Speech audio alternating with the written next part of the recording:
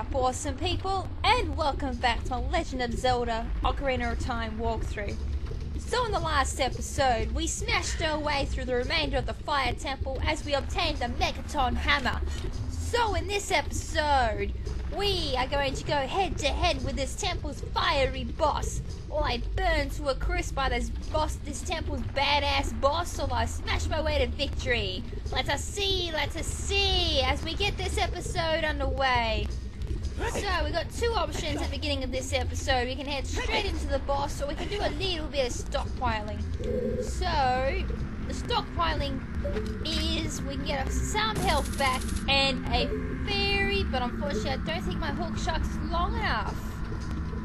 Damn, I think if we jump over to that platform there, you can hook shot over to there and you can jump up onto that platform there. You can find yourself a fairy and a couple of hearts. But I'm not going to waste my time there, so I'm just going to head straight through the door here and let us start this boss battle. Okay, so upon entering upon the boss room, we're going to find ourselves in a room full of hot boiling lava with an island in the middle and a platform to make our way over to the island. So let us jump onto this platform, which is no doubt a trap.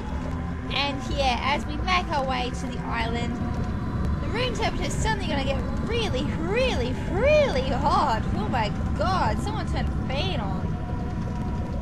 Alright, so our lovely dovey platform that we stepped on now has disintegrated into the lava. So I guess there's no turning back now. Oh well, bring it on whoever you are. Okay. So this temple's badass boss is Volvagia, the subterranean lava dragon. Alrighty. So let's see what... Whoa! Better not piss this fiery redhead off. Woohoo! Anyways, let's see what this badass boss has in store for us. Alright, so after the cutscene, the fight begins. So, attack Volvagia. Grab your Megaton Hammer and smash her in the head. Grab your Master Sword afterwards and lunge into her head. After that, she'll bury her way back into lava, and then she'll fly up and reveal her whole entire body and fly around the room. So she'll start chasing you and start breathing hot and boiling fiery breath at you. Ah! If you do get hit by her tail, you will get hurt. So la-di-da-di-da, come on, you can't catch me, too slow. And as Sonic would say, you're too slow. Alright, so after a while, she'll bury herself back into the lava and then reappear in one of the holes in the island. So here she comes. Grab your Megaton Hammer, lock onto her, lunge at her, grab your Master Sword, and, whoa, fail. Bang! Alright, so an easy way to avoid Volvagia's attacks is to basically just do this, hang by the edge of the island, and she'll float up. But this time around, she's going to perform, I think, her secondary attack, which is this rock slide attack. So she'll go flying up to the roof of the stage and start throwing rocks at us. Since we're hanging on the edge of the island, we're not going to get hit whatsoever.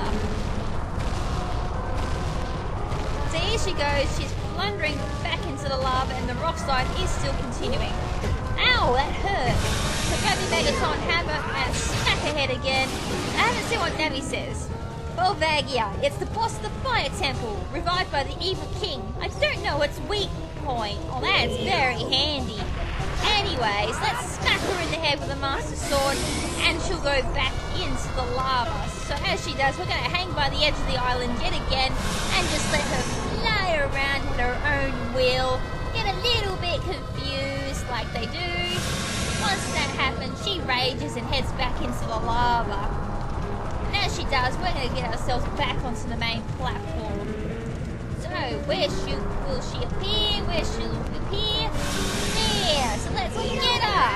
Bang! Grab the Master Sword and bang! He is defeated! That was quite the battle. Indeed, quite an easy one.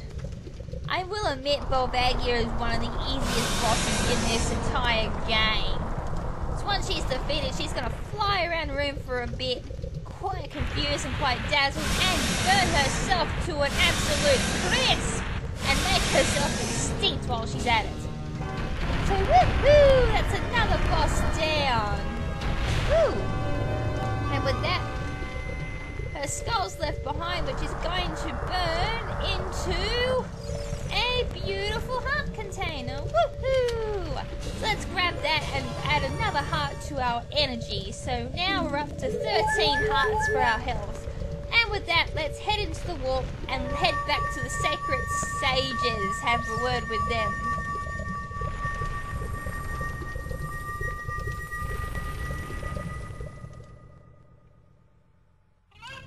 But before we do, we're going to head back to Kakariko Village and see what's going on. Boom! Oh boy. That doesn't sound too good. Oh wait, what's happening? Whoa! Yippee! Blue sky! So by looks of it, all the evil in Death Mountain has been extinguished. And with that, we head back to the Chamber of the Sages. So let's see who the Sage of the Fire Temple is.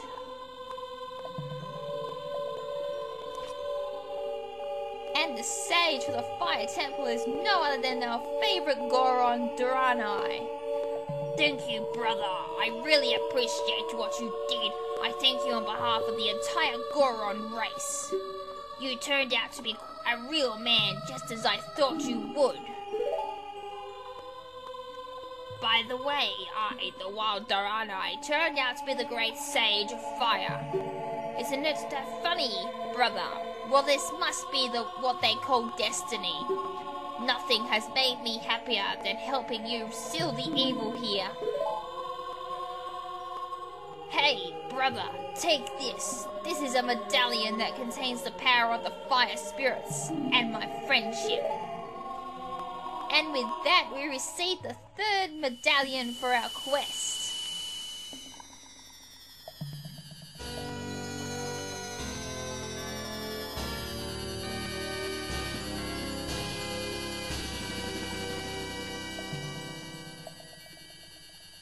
So we received the fire medallion. Durano waxes a sage and adds his power to yours.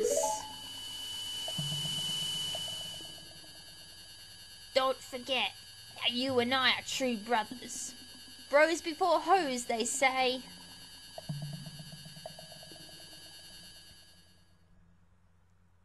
Okay, so after all that, we return back to Death Mountain Crater.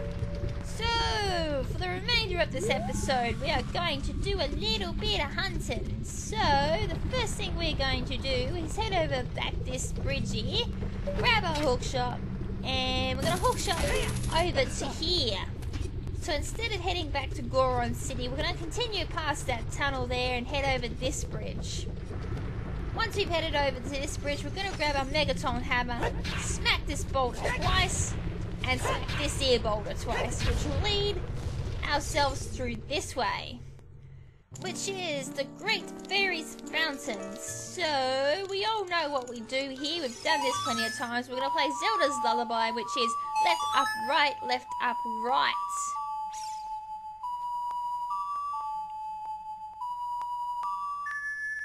So once we've played Zelda's Lullaby, we're going to summon the Great Fairy. Here she is.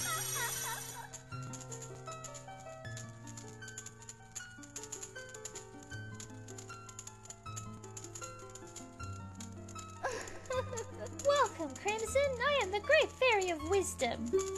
I'm going to enhance your magic power. Receive it now.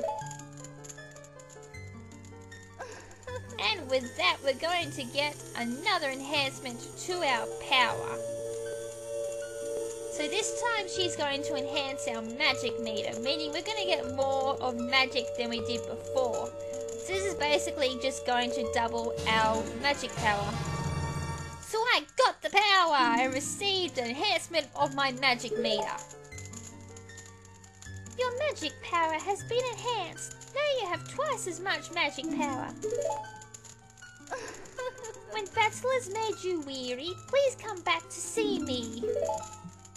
Toodles! And that's another Great Fairy found and seen. So farewell for now, and we'll come back and see you later. And with that, let's leave the Great Fairy's Fountain. Okay, so once we've done there, we're going to grab a Megaton Hammer yet again, smack this here boulder, and head over this way. So once we've done that, just climb up this boiling hot ladder. Well, it should be boiling hot to say the least. And we're going to head up here. So once we've done that, we're going to head over to this here edge here. And hang by the edge here and shimmy shimmy down. Just shimmy over here. And there's another heart piece that we can snag. So over we go and up we go. And another heart container is ours. So this is number 3. One more, we've got another heart for our energy. Trying to grab the heart container, just make your way back up because that's all we need to do on this ledge here.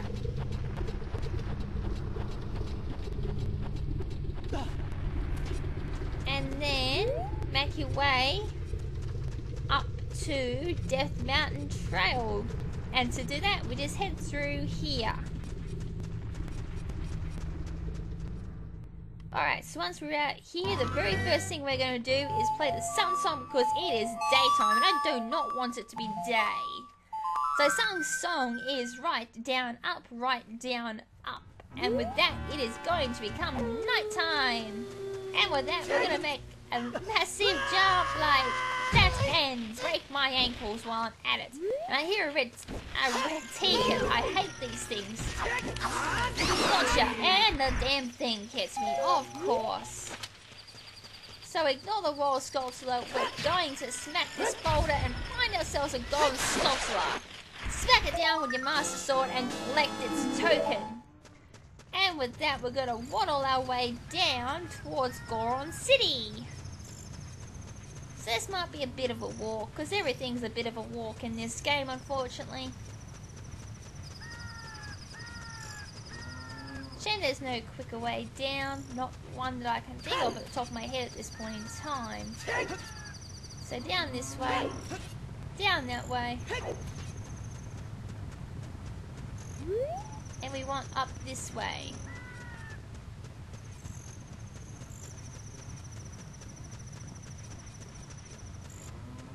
Okie dokie. So once we're up near Goron City, make a left towards where we found the bomb flower as a kid. Now we've got another boulder here that we can smash. So smash that boulder, snap down the golden skull slot, and collect its token. Okie dokie, so the next place I need to go is actually the Temple of Time. So I'm actually going to pause the video and I will catch you all when I'm back at the Temple of Time. So catch you then. Okay, so we're back in the creepy old market. Okay, so let us head into the main part of the market. Dodge all the naughty redeads that I don't like. And make our way towards the Temple of Time. So head your way to the Temple of Time because we're going to need to transform back into a kid. Okay, so we're back in the Temple of Time. This is the first time we've revisited the Temple of Time since we became an adult. So if you want to transform back into a kid, we need to make our way back here. And the very first visit, we're going to meet up with Sheik, who's going to give us a speech. You've destroyed the wicked creatures that haunted the temple and awakened the sage.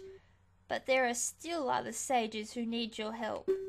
In order to awaken all the other sages, you must become even more powerful.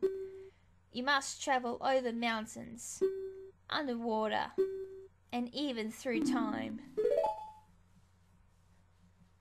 If you want to return to your original time, return the Master Sword to the pedestal of time. By doing this, you will travel back in time in 7 years.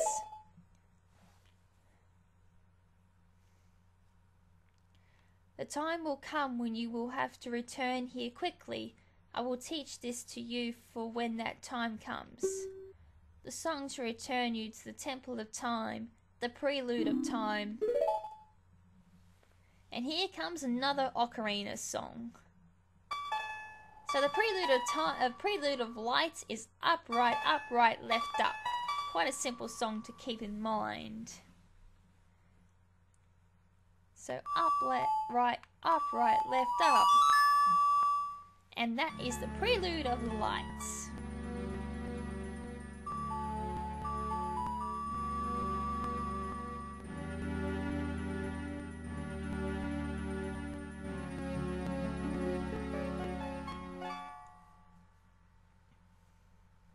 So we have just learnt the Prelude of Lights, which is what we need to get back to the Temple of Time quickly. As long as you hold the Ocarina of Time and the Master Sword, you hold time itself in your hands. KrimZen, we shall meet again. The lights! Ugh! He wants me blind, I swear. Okay, so after that little speech, let us return the Master Sword to the pedestal of time. Which is going to transform us back into a child.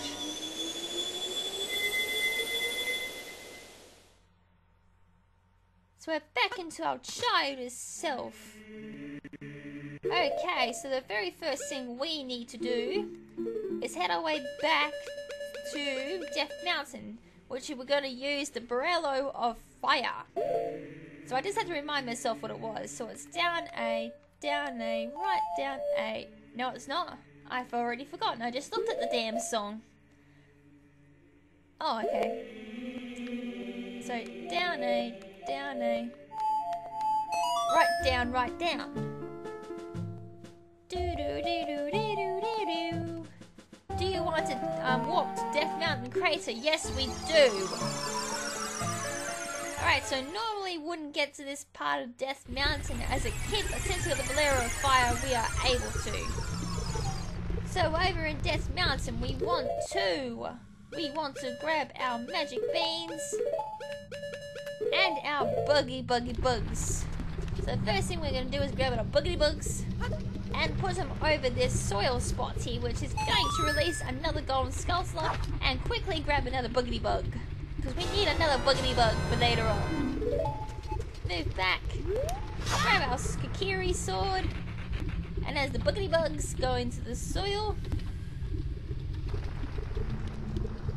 it's going to release a golden skull slot. Bit of moment silence there. Ow! And as that skull slot comes out, we're going to kill it and grab its token, and now we're going to check, I've gone the wrong way, if that's all for Death Mountain. Yes it is. Yep. Oh good indeed. So we're going to plant our magic bean there, and we're going to head back to the Temple of Time by using the Prelude of Time. So do you want to walk to the Temple of Time? Yes, we do. So we're back in the Temple of Time yet again. But this time we didn't have to do a pause and walk all the way there. Alright, so this time around we want to turn back into an adult because we need to use that magic plant we just planted. So there's the Master Sword yet again, so let us pull it from the pedestal. Ha!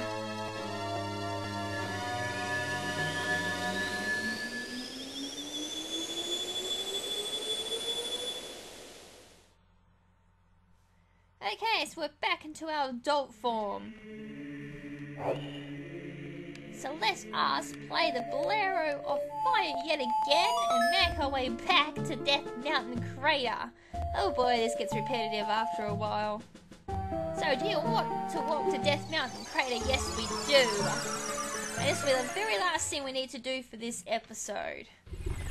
So we're back in Death Mountain Crater, and that little plant we just planted as a kid has now transformed into a big floaty plant. So for this, we need to jump onto here, and we need to grab the final heart container, which is going to make another heart for our energy, giving us 14 hearts. So where did I come from? Down here. Okay.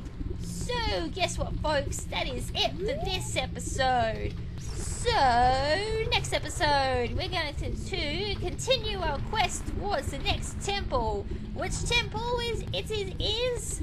I am not telling you, so you're going to have to wait until next episode. And shut up, Nabby. So, until next episode, this is Lady KrimZen saying ciao for now, but not forever. Ciao!